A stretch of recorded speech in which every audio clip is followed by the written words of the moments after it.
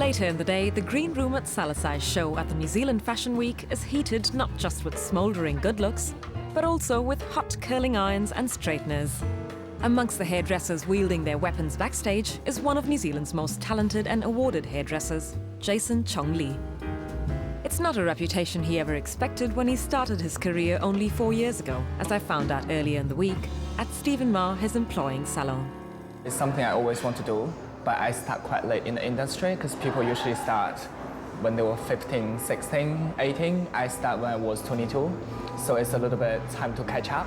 But I think that's the most difficult thing, so I exactly know what I want to do, and there's no time to waste. While others may start early, Jason was busy getting a degree and conforming to his Chinese family's wishes. My family always told me to get enough education before you do anything else, so I have to finish my uni degree. So I finished my advertising. I enjoyed it, but right after I finished it, I get into what I really like and what I really want to do. So Jason dropped the pen and picked up the comb and scissors and joined the force at Stephen Ma. You don't only learn how to cut hair, you don't only learn how to color the hair, you learn lots of things outside the industry world.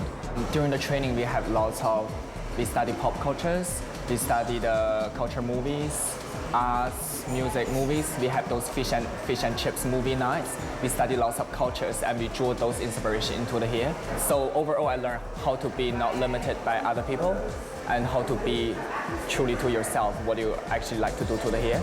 It's all helped Jason win both national and international hairstyling competitions over the past 2 years.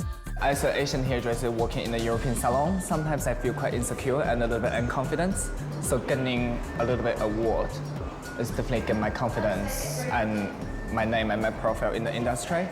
Competition, to be honest, is not a huge part of my career. Well, of course, I like to win some, but I don't want to be limited by competition. I still like doing what I do. I still want to be a fashion hairdresser. My work is really moody, especially come to editorial work. It depends on how I feel during that period. You know, sometimes I feel beautiful here. Sometimes I feel grungy, if I'm grumpy. Sometimes I feel just clean, simple hair. Sometimes, I mean, my work is never too crazy, over the top. Like, I'm not a big fan of avant-garde style. I think my personal style, I would say I always like to do what I know I can do good. Someone like Jason brings in a huge amount of energy. He's a real character. He's got an amazing sense of humor, and he's incredibly motivated. At this year's Fashion Week, Jason has had his hands full with a dozen shows and is co-directing today's look with the rest of the Stephen Ma team. We've been doing Salasai since their first season at Fashion Week. We see the label from quite young and transforming to more and more mature now. So the look today is really simple, like perfect straight hair. After 3 hours in hair and makeup, 26 models, and 16 minutes down the runway, Salasai's signature edgy and monochromatic look was perfectly complemented by Jason and his team's work on the hair.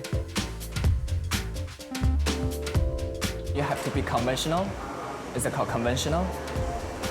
But you're better to be unpredictable as well.